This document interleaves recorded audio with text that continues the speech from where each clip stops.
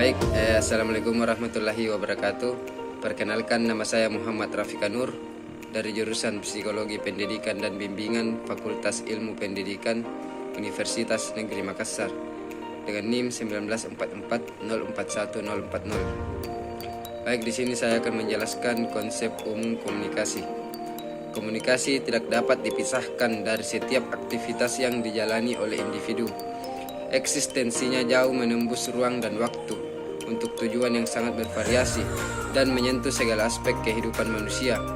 Artinya, komunikasi merupakan salah satu kebutuhan dasar individu yang diperolehnya melalui interaksi dalam lingkungan sosial. Berdasarkan penjelasan yang telah dipaparkan, dapat diartikan bahwa komunikasi merupakan proses penyampaian pesan dari seseorang individu kepada individu atau kelompok lain. Proses tersebut berupa penyampaian energi dari alat-alat indera ke otak.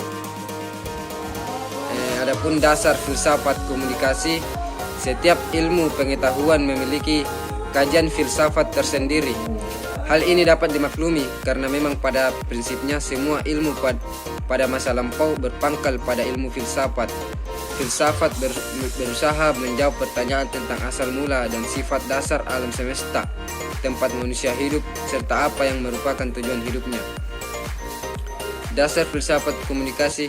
Komunikasi dengan kebijakan praktis tidak lebih dari nasihat atau kata yang bersifat argumentatif.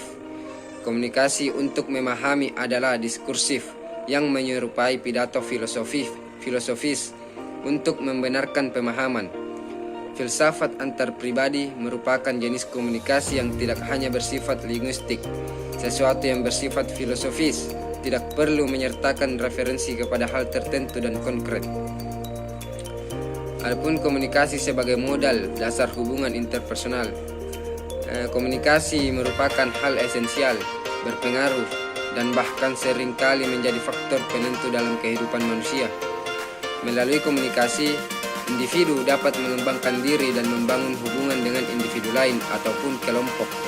Hubungan individu dengan individu lain akan menentukan kualitas hidup individu tersebut yang dimoderatori oleh efektivitas komunikasi yang digunakan.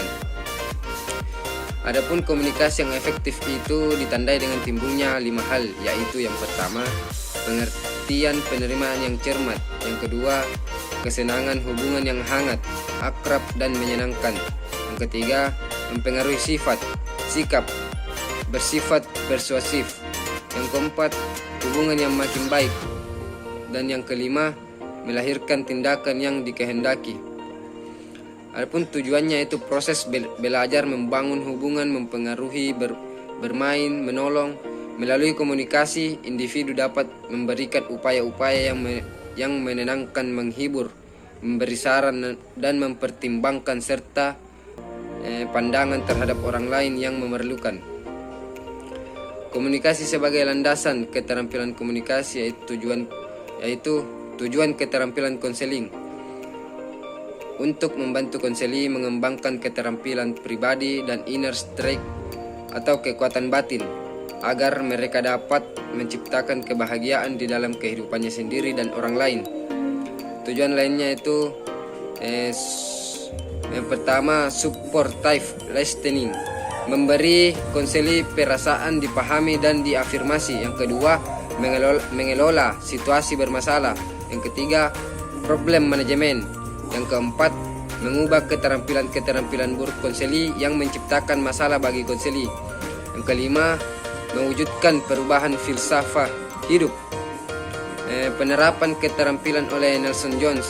Yang pertama itu komunikasi verbal. Yang kedua, komunikasi vokal. Yang ketiga, komunikasi tubuh.